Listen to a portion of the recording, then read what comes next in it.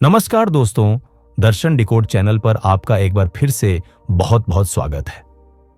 पिछली कुछ मुलाकातों में हमने भारतीय दर्शन की कई खूबसूरत और गहरी धाराओं पर बातचीत की है, जैसे चारवाक दर्शन और बौद्ध दर्शन। आज हम एक और बहुत ही प्राचीन और प्रभावशाली भारतीय दर्शन परंपरा की यात्रा पर निकलेंगे, जिसने दुनिया को अहिंसा, आत्मसंयम और अनेकता में एकता का एक अनूठा संदेश दिया है। जी हाँ दोस्तों, आज हम बात करेंगे जैन दर्शन की। जैन दर्शन सिर्फ एक धर्म नहीं, बल्कि जीवन जीने का एक तरीका है, एक विज्ञान है जो हमें खुद को और इस दुनिया को समझने की एक नई दृष्टि देता है। तो चलिए आज इस अद्भुत दर्शन को आसान भाषा में समझने की कोशिश करते हैं। सबसे पहले तो यह जानना बहुत जरूरी है कि जैन दर्शन कोई नया विचार नहीं है, बल्कि यह भारत की सबसे पुरानी श्रमण यानी तपस्वियों और आत्म साधना करने वालों की परंपराओं में से एक है। हम अक्सर भगवान महावीर का नाम जैन धर्म के साथ जोड़ते हैं, और यह सही भी है कि उन्होंने इस दर्शन को एक नया बल और स्पष्टता दी। लेकिन सच तो यह है कि भगवान महावीर जैन परंपरा के 24वें और आखिरी तीर्थंकर थे। उनसे पहले भी 23 तीर्थंकर हो चुके थे, जिन्होंने समय समय पर इसी सत्य का उपदेश दिया था। जैन परंपरा के अनुसार सबसे पहले तीर्थंकर भगवान ऋषभनाथ या आदिनाथ थे, जिन्होंने इस ज्ञान की धारा को शुरू किया था। तीर्थंकर का मतलब होता है तीर्थ बनाने वाला, या वह जो हमें इस दुनिया रूपी सागर से पार ले जाए। ये वे महापुरुष होते हैं जो खुद साधना करके केवल ज्ञान यानी सब कुछ जानने वाला पूरा और सच्चा ज्ञान प्राप्त करते हैं, और फिर दूसरों को भी मोक्ष का यानी सारे दुखों से छुटकारे का रास्ता दिखाते हैं। भगवान महावीर, जिनका बचपन का नाम वर्धमान था, उनका जन्म आज से लगभग 2500 साल पहले बिहार में एक राज परिवार में हुआ था। सारे सुख और ऐश्वर्य उनके पास थे, लेकिन दुनिया के दुखों को देखकर जीवन की सच्चाई को जानने की एक गहरी तड़प उनके मन में जागी। 30 साल की उम्र में उन्होंने राजपाट, परिवार सब कुछ त्याग दिया और सत्य की खोज में एक तपस्वी बन गए। उन्होंने 12.5 वर्षों तक बहुत ही कठोर तपस्या की, मौन रखा, घोर कष्ट सहे और अपने मन और इंद्रियों पर पूरी तरह से विजय प्राप्त की। इस कठिन साधना के बाद उन्हें केवल ज्ञान की प्राप्ति हुई और वे जिन कहलाए। जिन का मतलब होता है जीतने वाला, यानी जिसने अपने मन, अपनी इच्छाओं और अपने कर्मों पर पूरी तरह से विजय पा ली हो। और इन्हीं जिन भगवान के अनुयायी जैन कहलाते हैं। ज्ञान प्राप्ति के बाद भगवान महावीर ने लगभग 30 वर्षों तक लोगों को अपने ज्ञान का उपदेश दिया और उन्हें मुक्ति का मार्ग दिखाया। अब बात करते हैं जैन दर्शन के कुछ सबसे बुनियादी और जरूरी सिद्धांतों की, जो इसे दुनिया के बाकी दर्शनों से अलग और खास बनाते हैं। इनमें सबसे पहला और सबसे ज्यादा महत्वपूर्ण है अहिंसा। दोस्तों, अहिंसा जैन धर्म का मूल मंत्र है, उसकी आत्मा है। जैन दर्शन में अहिंसा का मतलब सिर्फ किसी को जान से मारना या शारीरिक चोट पहुंचाना ही नहीं है, बल्कि मन, वचन और कर्म यानी सोचने, बोलने और करने, तीनों तरीकों से किसी भी जीव को, चाहे वह कितना भी छोटा क्यों ना हो, कोई तकलीफ न पहुंचाना है। जैन साधु तो इतने सजग रहते हैं कि वे पानी भी छानकर पीते हैं, जमीन पर भी फूंक फूंक कर कदम रखते हैं, ताकि कोई छोटा सा कीड़ा मकोड़ा भी उनके पैरों के नीचे आकर न मर जाए। वे मुंह पर पट्टी भी बांधते हैं ताकि हवा में मौजूद सूक्ष्म जीव भी उनके श्वास से न मरे। यह अहिंसा की पराकाष्ठा है, जो हमें सिखाती है कि हर जीव को जीने का अधिकार है और हमें सभी के प्रति दया और करुणा का भाव रखना चाहिए। जैन दर्शन का दूसरा बहुत ही अनोखा और महत्वपूर्ण सिद्धांत है अनेकांतवाद। इसका सीधा सा मतलब है कि सच्चाई या वास्तविकता के अनेक पहलू होते हैं और किसी भी एक नजरिए से देखी गई बात पूरी सच्चाई नहीं हो सकती। इसे समझने के लिए एक बहुत मशहूर कहानी है अंधों और हाथी की। कुछ अंधे लोग एक हाथी को छूकर बताते हैं कि हाथी कैसा है। जिसने हाथी का पैर छुआ वह कहता है हाथी खंभे जैसा है। जिसने पूंछ छुई वह कहता है हाथी रस्सी जैसा है। जिसने सूंड छुई वह कहता है हाथी सांप जैसा है, और जिसने कान छुआ वह कहता है हाथी सूप जैसा है। अब देखा जाए तो वे सभी अपनी अपनी जगह पर कुछ हद तक सही हैं, लेकिन पूरी तरह से कोई भी सही नहीं है, क्योंकि हाथी तो इन सब से मिलकर बना है और इससे भी कहीं ज्यादा है। अनेकांतवाद हमें यही सिखाता है कि हमें दूसरों के विचारों और नजरियों का भी सम्मान करना चाहिए, क्योंकि हो सकता है कि उनमें भी सच्चाई का कोई अंश हो। यह सिद्धांत हमें जिद्दी और कट्टर होने से बचाता है और हमारे मन में सहनशीलता और खुलेपन का भाव पैदा करता है। इसी से जुड़ा हुआ है स्यादवाद का सिद्धांत, जिसका मतलब है शायद ऐसा भी हो सकता है, यानी किसी भी बात को पूरे दावे के साथ कहने के बजाय यह मानना कि उसके और भी पहलू हो सकते हैं। यह सोचने का एक बहुत ही वैज्ञानिक और लोकतांत्रिक तरीका है ना? तीसरा बड़ा सिद्धांत है अपरिग्रह। अपरिग्रह का मतलब है किसी भी चीज से बहुत ज्यादा लगाव न रखना, चीजों को इकट्ठा करने की होड़ में न पड़ना और अपनी जरूरतों को सीमित रखना। यह सिर्फ बाहरी चीजों जैसे धन दौलत, जमीन जायदाद या कपड़े लत्तों तक ही सीमित नहीं है, बल्कि मन के अंदर के लगाव जैसे अपने परिवार, दोस्तों या अपनी पहचान से बहुत ज्यादा चिपके रहने से भी बचने की बात करता है। जैन दर्शन मानता है कि जितना ज्यादा हम चीजों और लोगों से लगाव रखते हैं, उतना ही ज्यादा हमें दुख और बेचैनी होती है और उतना ही हम कर्मों के बंधन में फंसते जाते हैं। अपरिग्रह का पालन करने से मन हल्का रहता है, शांति मिलती है और हम मोक्ष के रास्ते पर आगे बढ़ पाते हैं। अब हम जैन दर्शन की एक और बहुत गहरी बात को समझने की कोशिश करते हैं, जीव और अजीव की अवधारणा। जैन दर्शन के अनुसार इस दुनिया में मुख्य रूप से दो तरह के तत्व हैं।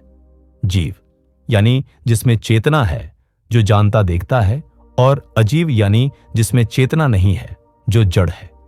हर एक प्राणी, चाहे वह इंसान हो, जानवर हो, पेड़ पौधा हो या हवा पानी में रहने वाला छोटा सा जीव हो, सबके अंदर एक जीव यानी आत्मा होती है। यह आत्मा अपने असली रूप में बिल्कुल शुद्ध होती है। उसमें अनंत ज्ञान, अनंत दर्शन, अनंत सुख और अनंत शक्ति होती है। लेकिन अजीव तत्व जैसे कि पुद्गल यानी पदार्थ या मैटर, धर्म यानी गति में सहायक तत्व, अधर्म यानी स्थिति में सहायक तत्व, आकाश यानी स्थान और काल यानी समय, ये सब जड़ हैं। इनमें चेतना नहीं होती। हमारी यह आत्मा अपने असली शुद्ध रूप में न रहकर कर्मों के बंधन में फंसी हुई है और इसी वजह से उसे बार बार जन्म लेना पड़ता है और दुख उठाने पड़ते हैं। तो यह कर्म क्या है जिसके बंधन में आत्मा फंसी हुई है? जैन दर्शन में कर्म की अवधारणा थोड़ी अलग है।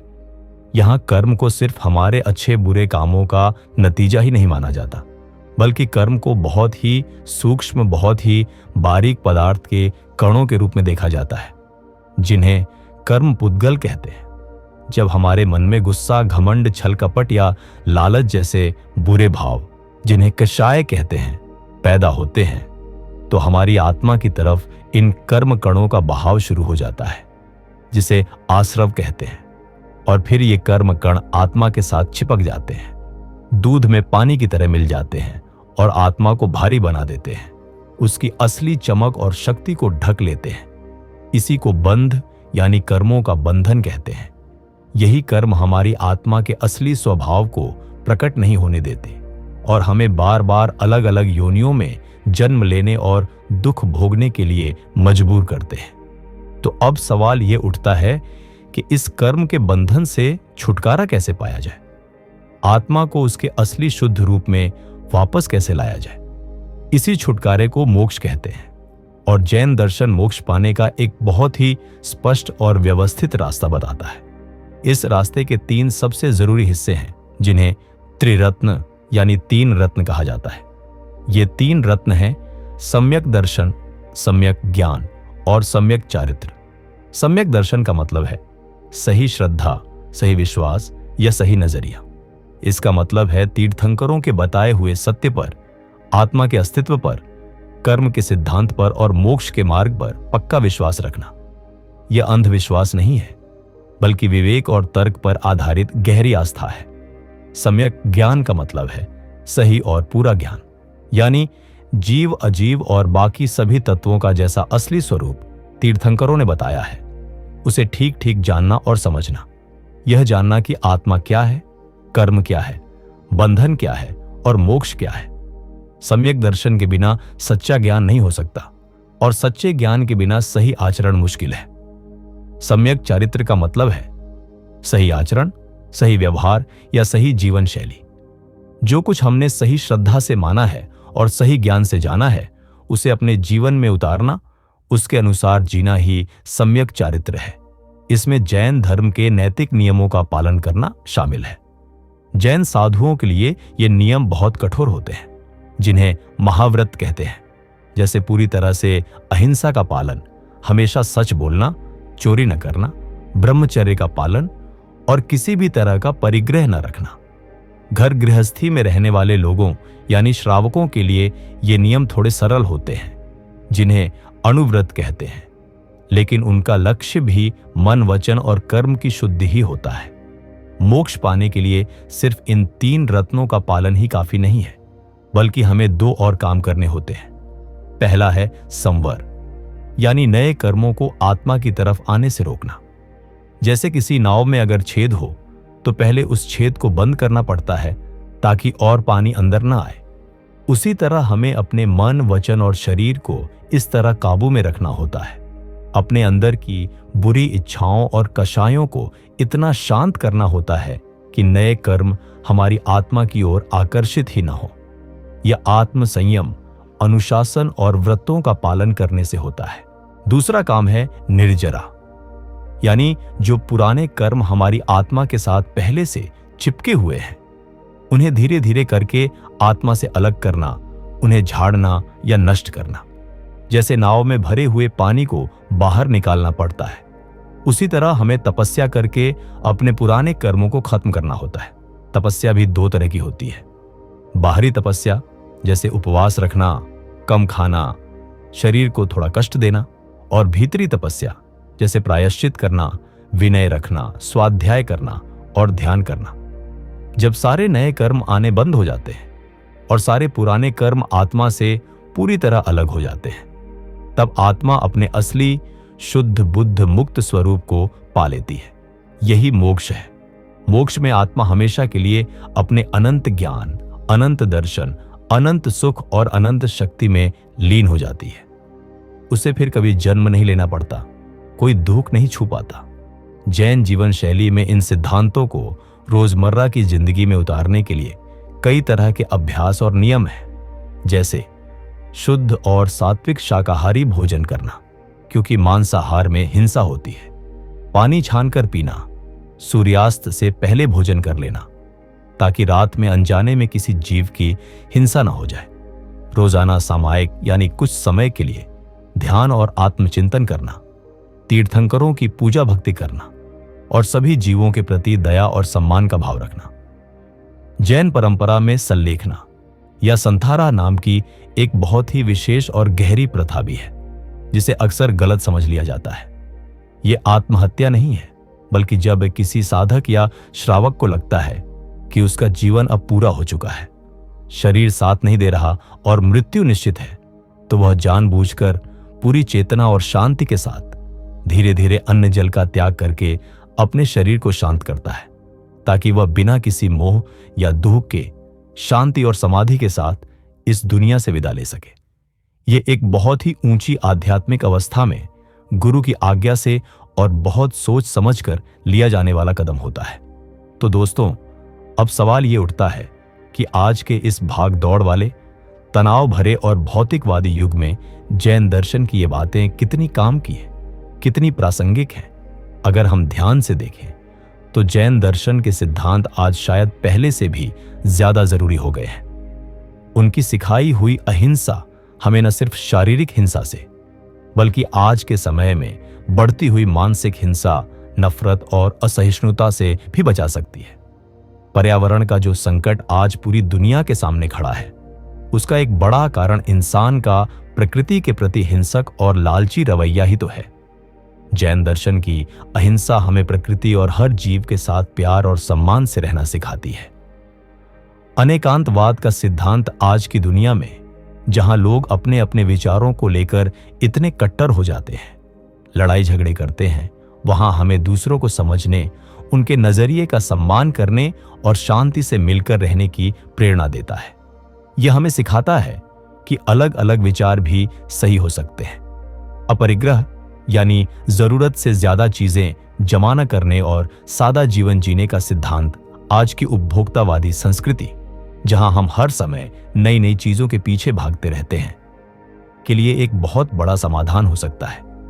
यह हमें संतोष और मन की शांति दे सकता है और साथ ही धरती के सीमित संसाधनों को बचाने में भी मदद कर सकता है। तो कुल मिलाकर जैन दर्शन हमें एक ऐसा जीवन जीने का रास्ता दिखाता है जो न सिर्फ हमारे खुद के लिए बल्कि पूरे समाज और पूरी दुनिया के लिए शांति, सद्भाव और खुशहाली लाने वाला है। यह थी जैन दर्शन की एक संक्षिप्त और सरल सी झलक। इसके सिद्धांत इतने गहरे और व्यापक हैं कि उन्हें कुछ ही समय में पूरी तरह समझ पाना या समझा पाना बहुत मुश्किल है। लेकिन उम्मीद है कि इस बातचीत से आपको जैन दर्शन के मूल विचारों को, उसकी आत्मा को समझने में कुछ मदद जरूर मिली होगी और आपके मन में इस अद्भुत दर्शन के बारे में और जानने की इच्छा जागी होगी। दर्शन डिकोड से जुड़े रहने के लिए और इतनी शांति और ध्यान से मेरी बातें सुनने के लिए आपका दिल से बहुत बहुत धन्यवाद। और हाँ दोस्तों, अगर आपको हमारे यह प्रयास, हमारी यह कोशिश अच्छी लगती है और आप हमें इस ज्ञान की यात्रा को आगे बढ़ाने में और भी अच्छे और गहरे विषय आप तक लाने में थोड़ा सहयोग देना चाहते हैं, तो कृपया वीडियो के नीचे दिए गए सुपर थैंक्स बटन का इस्तेमाल करने पर विचार करें। यह एक छोटा सा दिल या डॉलर के निशान वाला बटन होता है, जिसके जरिए आप एक छोटी सी सहयोग राशि भेजकर हमारे चैनल को और भी बेहतर और ज्ञान बढ़ाने वाली सामग्री बनाने में हमारी मदद कर सकते हैं। आपका हर सहयोग, चाहे वह कितना भी छोटा क्यों ना हो, हमारे लिए बहुत कीमती है और हमें बहुत हौसला देता है। हम जल्द ही दर्शन के किसी और महत्वपूर्ण और दिलचस्प पहलू के साथ आपके सामने हाजिर होंगे। तब तक के लिए अपना ख्याल रखिए, दूसरों का ख्याल रखिए और शांति और प्रेम के साथ जिए।